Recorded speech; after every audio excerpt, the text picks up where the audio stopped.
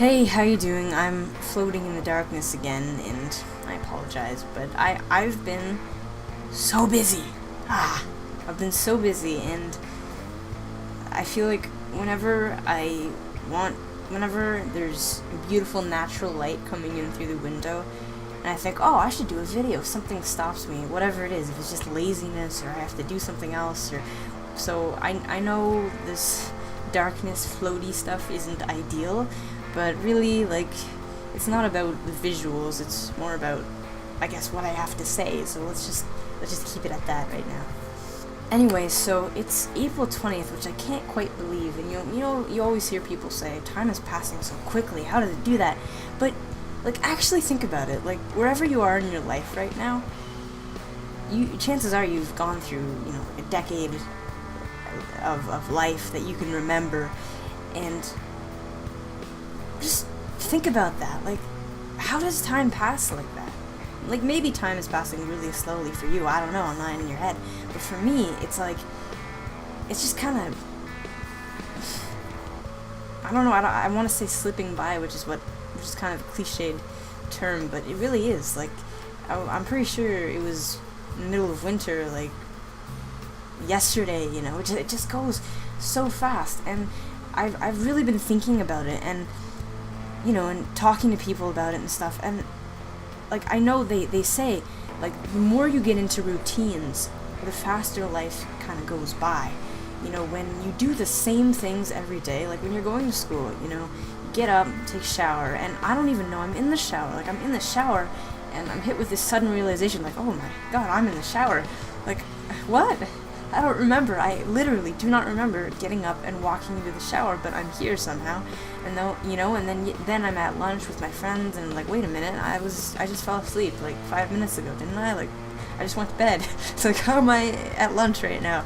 And it's really weird, and it's a little bit scary because I don't want my life to go by that fast, So I try to change things up. Like, I went to it's spring now. Oh, thank God. In this horrible frigid part of Canada, it's spring. I don't know how it happened. It happened really fast. Like, one day it was like 5 degrees, next day it was like 20 degrees. Like, okay, I'm not complaining. That's nice. Thank you.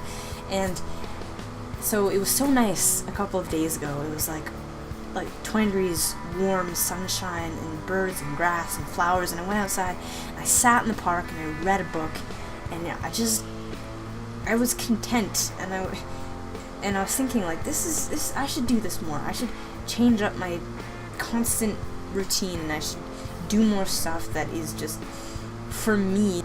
Do stuff that you want to do sometimes. You just have to do it, So just don't think about it, just go out and do it. And so I went to the park and I was happy, and that's the point of that story. Is it was nice. And when I was out sitting in the park, I was reading this book, and it's really old. I love old books, and it smells old, and I like books that smell old. It's weird, apparently. And when was it published? It must have been like early 90s. I don't know when this edition was published, but seems like 80s or something. One of the heaviest things I've ever read. It's called Zen and the Art of Motorcycle Maintenance, which is kind of a pretentious title, and it could easily be seen as kind of a pretentious book because the author is like throwing all this super heavy cerebral stuff at you, and it's like, well, this is a little, like, you kind of get worried, like, oh, is this guy just showing off? Is he just trying to make me think he's a genius or something? Like, what is the point of what I'm reading? But I like it because it gets me thinking, and maybe he is just showing off. Maybe the author just wants to show me how smart he is, but at the same time, I am getting something out of it. But using your brain is good, and I used to not like that feeling of kind of being stuck. Like, when you're, like, for instance, when I'm reading this book, a lot of the language is really difficult because there's these phrases and terms, like, he's talking about rhetoric, and he's talking about classical versus romantic viewpoints, which is something I think he made up himself, maybe. And and he's talking about philosophers like Immanuel Kant and stuff, and it's really, really dense. and you have to reread sentences like, okay, what did you mean here? I have to go back and I have to figure out what that means. And that feeling of being stuck on something, yeah, I really used to be turned off by that, but now I like it. I like having to get over that little block thing, you know. I like using my brain in that way, and I think everyone should. Like, I'm not gonna say you have to or I'll punch you. Like, I'm not trying to say you need to, oh my god, but just if you have the time, exercise your brain like that, because it feels good. It feels good when you're actually using it.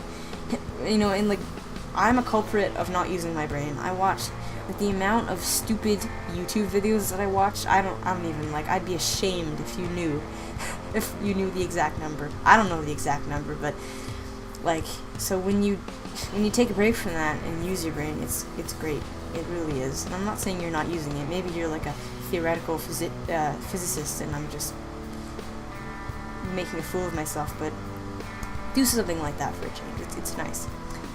Anyway, so now that I've got my ramble of the day over, because I need to ramble at least once a day apparently, I don't know, I can talk to you about some of the, you know, the testosterone stuff that is part of the reason probably why some people watch this. I don't know how many people watch this. I'm guessing I have a regular audience of like 5 to 10, maybe? I have like 20-something subscribers, so I'm guessing no more than 10 probably regularly watch, maybe not even that many, but anyway, I assume the amount of people that regularly watch are probably watching more for the changes than my philosophical rants, which are probably really, really boring, so sorry if they are. But anyway, about the changes, I must say, of course, and you probably know this already from my ramblings or from someone else's ramblings, it's extremely gradual. It's, I don't know, at least for me, and I know I'm not the only one who has felt this. Some people it seems to go really fast for, that's great, but for me it's been extremely gradual, and at least a large part of this is because I started on such a low dose. They started me on 25 milliliters. That on top of Lupron, which is a hormone suppressor. So what Lupron does is it suppresses my estrogen hormones, and then I take testosterone, and that injects the androgen, I think that's what you say, androgens into my body. So 25 milliliters is a really small dose. It's like, I don't know how to measure it. It's small, and I'm now on 50, and 50 is also small, but it's still more than 25, so it's alright. And I am seeing changes, and one of the ones that I'm the most ecstatic about is the voice change. It's much rarer now that I get mistaken for a girl. Also, I've noticed something with my hair. You can't see it in this lighting, but it's gotten very, like, I don't know how to, coarse. My hair got coarse. So, like, it, instead of like lying flat against my head like it used to, it does this thing where it like sticks up, and I actually like it because it looks a lot more masculine than it used to, and that's cool. I also have thick hair, so it's kind of like it does this thing where it just sticks up, and there's like this big tuft of hair sticking up. It's like, it doesn't look bad, it just looks different, and I'm like, oh, that's a tuft? Huh. Interesting. But it's okay though. More hair on face, yes. Very, very gradual though. Like, I have mustache hairs. Probably can't really see them. I have a bad camera, but they're there. They are there. And sideburn hair, yeah, still there. It's very not visible, but, and I don't think I'm a very hairy person to begin with. Like, pre-testosterone, I was pretty hairless. Like, I had hair on my legs and my arms, but like none on my face, none on my body.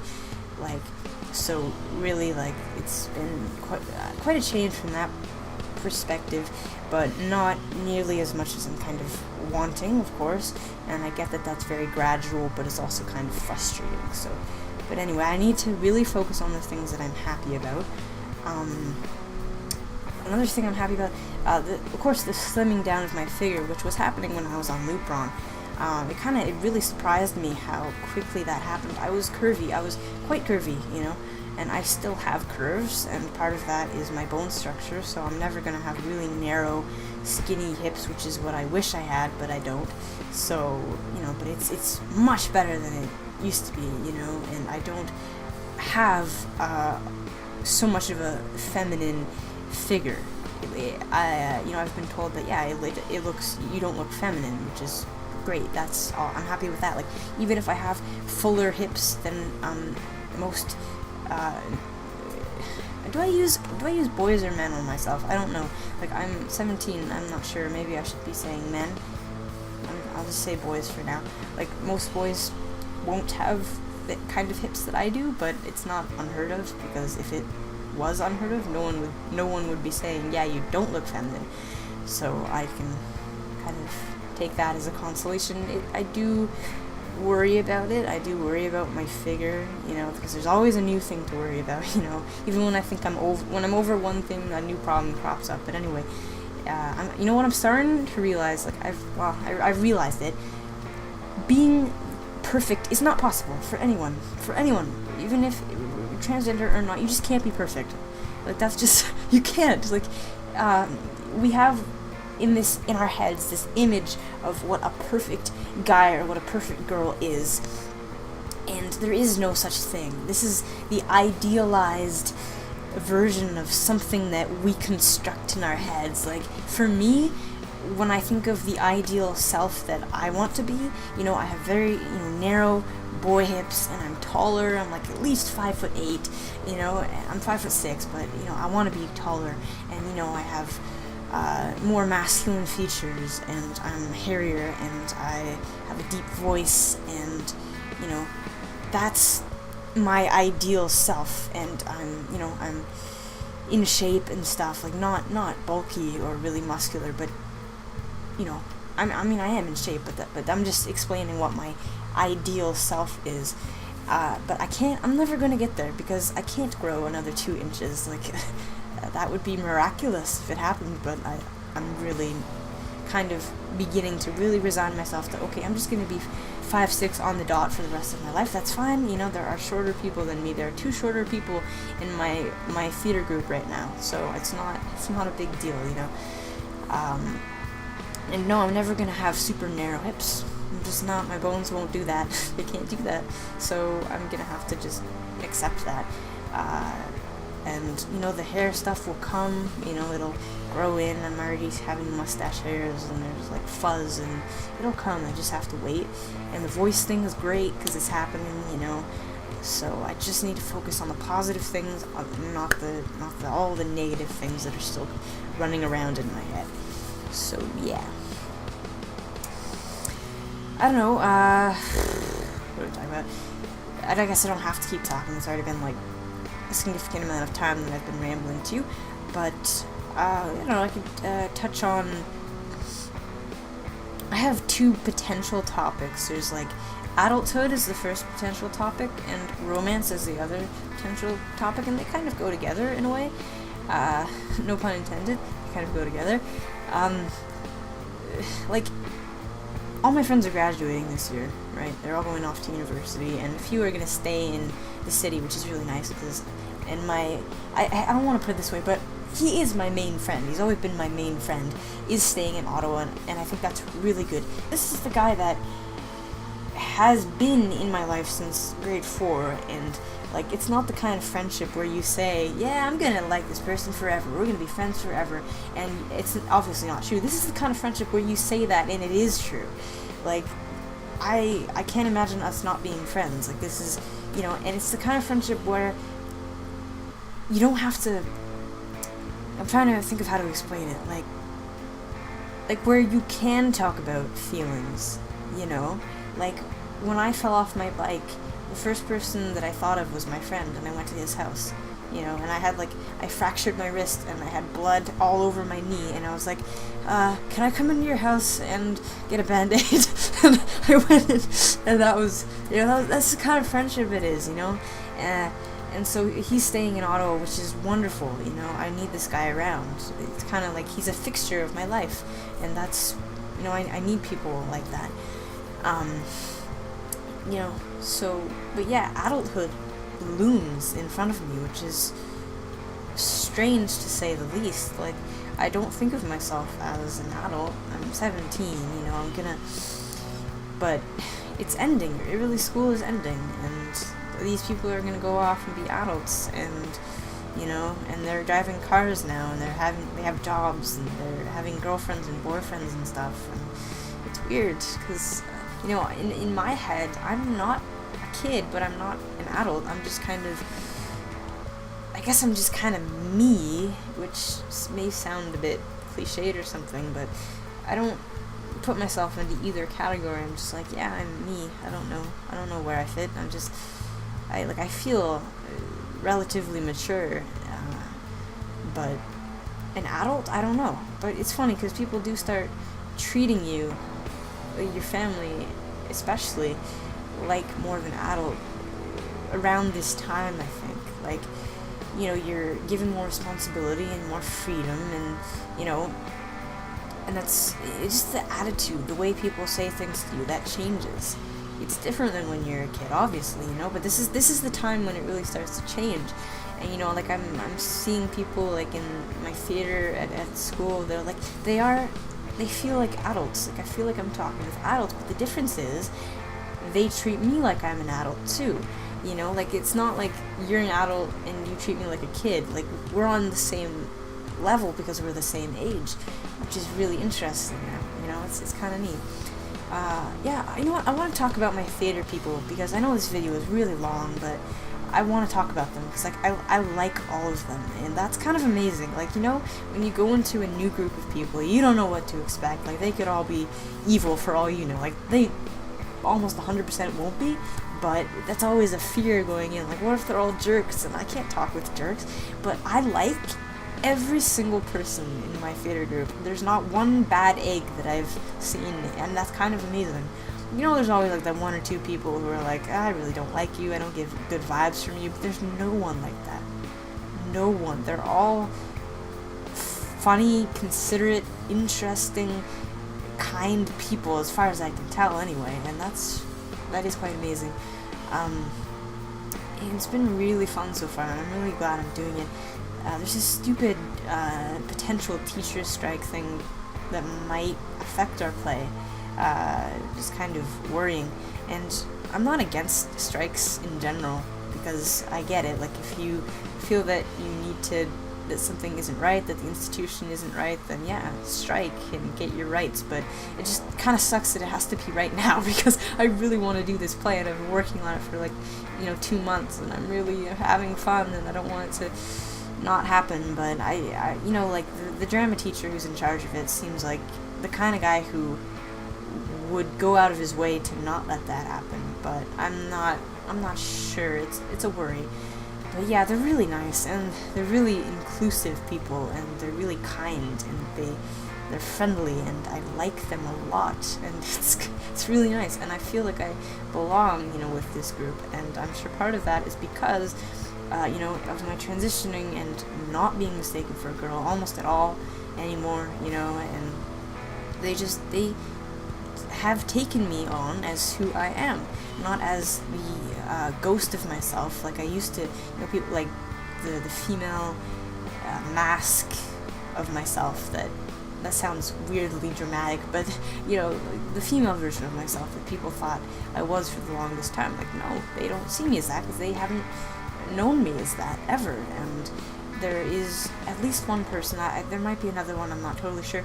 In the group who knows me from before my transition, and she is totally accepting, and this is really important. I want to touch about this. This person has taken it in the most beautiful stride, and this is obviously a very nice person, but she just doesn't care. Like, she obviously doesn't care. She understands. She gets it. She gets it. This is how it is. She doesn't have to ask me what's going on with you. She just understands, and that is always how it should be. Like, it's not always going to be that way, of course, but that is how it should be. People should just accept it. Like, they should just meet you and they see you and they're like, okay, you're presenting as male, I'm going to call you a boy now, I understand, that's it, that's the extent. We're not gonna have have to have this big thing about it. I'm not gonna like say I don't know what to do. Like I'm just gonna take it as it is, and we're just gonna roll with it, and we don't have to talk about, you know, why you did this, why you chose to do this. Not a choice, by the way, but you know, like there's none of that, and I love that. I love that about this person. Like she is glorious for just taking it in stride. Maybe in the future she'll, you know, ask, I don't know, but so far she hasn't, and that is wonderful. Please, so if you aren't transgender but you are aware of people transitioning, please do this. Please do this. Just when you see them again and you see that they've transitioned or they're still in the process of transition, just take them as what they are presenting as, and you know, call them their preferred gender. Don't mess up. Just call it. If you do, okay, but just you know, take this new identity as what it is, you know, and go with it. Like I shouldn't say don't mess up, because sometimes you can't help it, but you know, like I think it's easier for her because we haven't seen each other. There's like a gap of grades 9, 10, 11 where we you know, like I was never close friends with this person, so you know, we were far apart, and then suddenly I'm back and I'm obviously, you know, presenting as this one thing that's very clear, and so it's very easy for her to use the pronouns that she hasn't messed up, and you know, as far as I know, she hasn't really said anything to anyone, and so please do that if you're in the situation that she's in, and you know, you meet someone you haven't seen in a while who has transitioned. Just do that. Just do it that way, and we'll be so happy with you. We'll love you for it. Like I can't speak for every single person who's transgender, but I think the majority of us are going to be like, yes, thanks. You know, like from the bottom of our hearts, thank you. You know, but anyway, so I'm really looking forward to the play, and I think I've kind of probably reached the end of this video that's been going on for a long time, but I had a lot to talk about today, you know, so thank you for watching, and if you have any questions about anything, just leave it, just ask, it's okay, you know, like, and I will attempt to answer your question, whatever it is. You can also email me if you need to, and you know, I'm always happy to relate my experiences, and I always say, if you have an idea for something for me to talk about, please ask me, because I don't know what to talk about. Like, you see, I just ramble about things, so if you want to know, if you want my perspective, if you care, then ask. It's, you know, I need something to talk about, so anyway, yeah, so thank you for watching, and I will see you next time, so goodbye.